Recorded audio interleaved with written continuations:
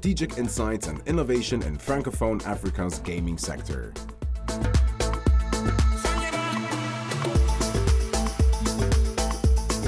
Fabulous. Please join me in welcoming Cameron Green, the founder of F9 Media Group. Cameron was on stage yesterday sharing his insights, and he's back again. We have John Maylam, the founder and CEO of 7QZ, and we have Martin Sack, the founder and director of Brainstorm Online. Gentlemen, you're in great hands with Cameron here, so have lots of fun, engage this audience.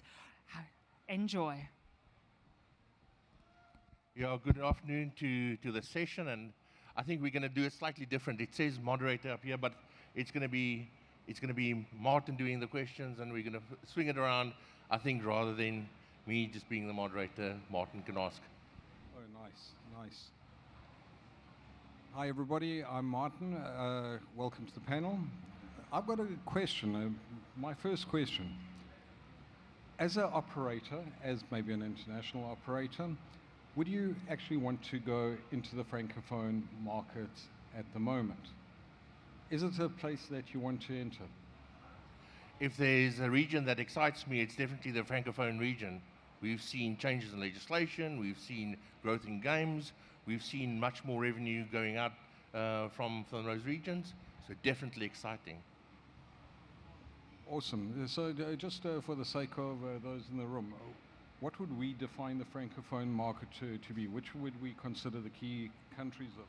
Sure, Francophone markets, obviously French-speaking markets, and the likes of Senegal, Cameroon, DRC, Benin, those countries. Burkina Faso.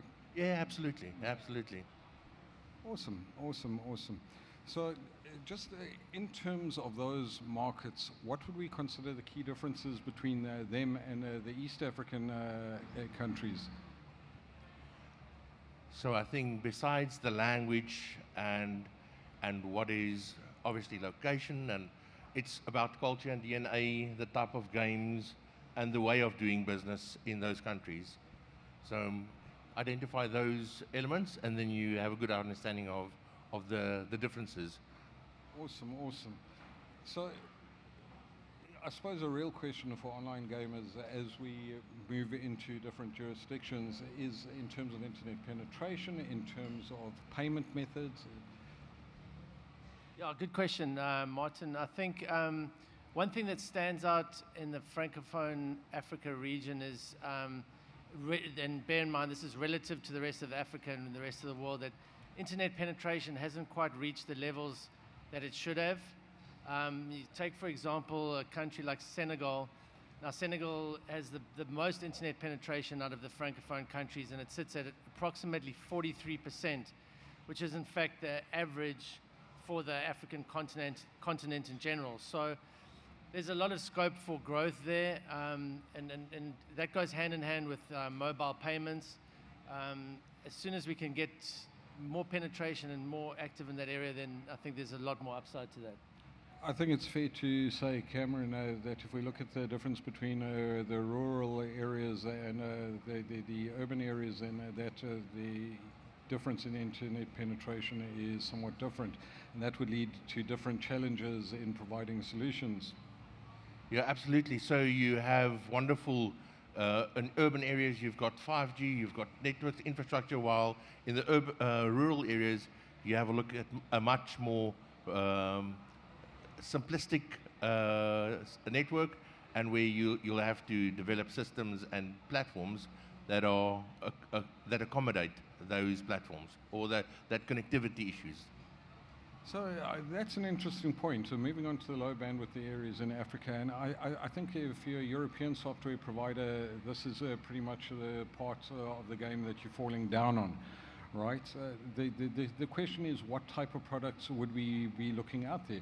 In fact, let me preface that with, what do you think in those regions are the product mixes that you know would do well? Here it's casino and sports, end of story, or other contingencies. So when you talk about casino games, you're going to have a look, and you take out crash games, because I think that's growing everywhere, and that's popular, and even more so growing in the Francophone regions. But then things like horse racing, where there's that French flair and passion for horse racing, you have a look at the different types of simple games, that the lotteries, the bingos, the 590s, SMS betting. Right? So I heard somebody mention earlier today to me that they are surprised that we still have our IDs in the newspapers, and we're able to SMS bet through your values. That still exists. That's important. If I may just add to that and expand on that a little bit, I think that in Africa and Francophone countries, the community is a very key area to focus on, and people are very social by nature. So that to the extent that you can offer games that are very kind of community driven, I would say things like group betting, pools, peer-to-peer competitions amongst groups. I think that's something that you can really build a big community and expand your customer base. It also brings loyalty and good user engagement. So to the extent that you can get those onto your platforms, that's an area where there's potential, a lot of growth there. Let me just chip in there, and you see in it throughout Africa is that around whether it's the borders in East Africa, where they sit and have their chats and compare the odds and talk about the games that they're going to invest in, and by nature of the word in Swahili, it's a bettor is also an investor. And that translates back into the rest of the Francophone regions as well, where it's community driven. Absolutely. One thing to add there as well is that the African betting profile generally is one where they prefer to have lay a smaller wage to win a larger prize, and that fits nicely into the group betting, the community kind of atmosphere and vibe. And so I think those kind of competitions where you're competing with your peers, but your entrance fee is low, and you have a chance to win a large pot at the end of it is something that to look at. I mean, that's an interesting thing there, Cameron. If we have a look at the difference between Nigeria, where we're looking for 23, 24 leg acres, where 1 shilling is going to change your life, do we have similar patterns in the Francophone markets? So we're always going to talk about the importance of football, the importance of sport betting, the acres, and how the hope that goes with that bet is something completely different, and how the household, where that means something to them when they place that bet. It's not a single person bet. It's not a selfish bet in that sense, and we see a lot of that happening. Other thing to add there is that Francophone countries in Africa tend to put a premium on familiarity, and they within their region, to the extent that you can get local celebrities, local influencers, marketing a product, that familiarity brings comfort and keeps the customer engaged. I think we spoke earlier during the sessions about localization. We spoke about how to make sure your product fits. As far as granular as putting localized or music from the local regions in there has an impact on the psyche of the punter if you play a game. And we've seen that drive growth in game types. So for me, it's quite interesting, and I know we're not selling products here, but if one was a vendor of a community-based gaming product like a Super Brew or something like that, I think there's a massive opportunity there to be localizing those types of things to touch into what you're saying on community. Absolutely, and again, that brings the familiarity. You could have, for example, a local in Senegal, for example, you could sponsor the league, you could sponsor some of the teams, and then within that you could have a predictions competition for the Senegal league itself. Africans tend to just like the rest of the world focus on the Premier League, and they get into the US sports as well, basketball, boxing. But to the extent that you can have those side by side, you know, a local flavor and some international flavor, and you have a game, you know, where you predict scores and happenings in a game, really, you know, yellow cards or whatever it is, as in a competitive peer-to-peer environment. I think that's a real differentiator for that region. So the other parts of it, and if we're looking at the base infrastructure of what it takes to trade up there, I want to get back to payments and the money thing. I mean, we talk about mobile money, and at the end of the day, that's pretty much, I think, in all the countries we've mentioned, that is the be-all and end-all of getting your money in and out to the players. But there's also the added benefits that come with that, the marketing benefits, the KYC benefits. You want to talk through some of that? So we've seen mobile money grow countries. We've seen what the operators, the risk that they take on themselves when they roll out the payment solutions, because all of a sudden, instead of needing to do the KYC from the operator perspective, you can do that through the mobile operator. They have all the details on the punter for you. And when you have systems and payment systems that integrate well with those, you can then have that as an additional add-on to make sure that you have the areas that deliver cards or the traditional payment methods, but growth from mobile money, for sure. Just,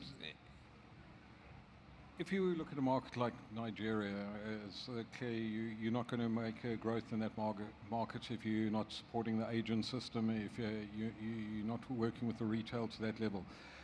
How prevalent do you think that is in the Francophone countries, if you want to name any in particular, Ghana, for example? So the agent model, the where you get your prepaid, where you get your mobile money loaded, where you do your payment on vouchers or at the kiosk is still very important in Africa throughout.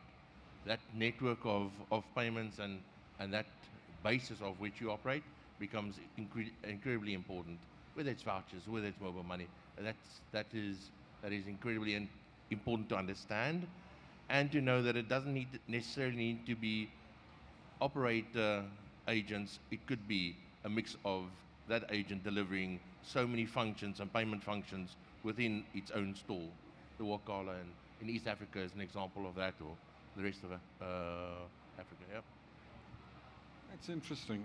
Now, obviously, one of the things that we worry about when we enter new markets, new territories, especially where there's maybe a perception of instability in regulations in the jurisdiction, it becomes challenging for a new entrant into the market to navigate those. I think we've got history recently with the various tax changes in the jurisdictions where operators have point blank left the market because there's no way you can make money at the high rate of tax that is being levied on you. How big a risk is this in the core Francophone countries? So there's definitely instability, and there will be instability everywhere you go. And instability doesn't need to necessarily be political. It could be the regulations, it could be way of operating, it could be as simple as platform performance. What you need to understand and what you need to do is be able to be nimble. You need to be able to be able to adapt. You need to be able to take advice, and you need to be able to open up your ears to the local feedback. The best information that you'll ever receive is by having a look at what happens in your customer service inbox. What happens when you feedback from your grassroots. When your punters tell you that they would like a certain game, I think there's value in listening. What we tend to do a lot when we go into a territory is prescribe what we would do and not listen enough of what we are told would bring success, because there's nuances in every single of those countries. Awesome. You know, guys, this time period went really quickly. Any closing remarks for yourselves, John? Yeah, I think if I may just touch on the elephant in the room, if I will, the influence and the impact that AI will have on this industry going forward. I don't think it's exclusive to the West. I think that Africa is going to be AI is evolving so rapidly that Africa is going to be in the mix very, very soon. And you ask yourself, how is this AI going to impact? It's going to impact in two ways.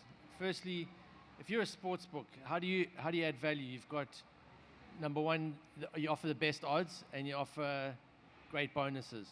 And punters will tend to go towards a combination of those two. Now, with an AI assistant, you could theoretically have your AI assistant scan all the sports books for the best combination of bonuses and odds in an instant. They could place your bet while you're having dinner at a restaurant with your wife or you're playing golf. These things can happen instantly. So how do the sports books compete with each other if it's a race to the bottom, and their margins are getting squeezed with with them being forced to lower their odds? So that's where I think the kind of peer-to-peer, group betting, community-driven games, that's where you have an edge, because there's no longer really odds involved here. There's you versus Martin versus Cameron versus your friends, and you're in a big pool. So I think that's something to look at. The exchange model is interesting. Just from my last comments, I've got to say what worries me is the scenario you painted for the players using AI. For me as an operator, my risk, wearing my risk hat, my spider sense is tingling here. This is going to be a problem in my life. Anyway, I'd like to say thank you very much. It was great having a chat with these guys. Hopefully we covered something interesting, and we're going to hand the mic back now.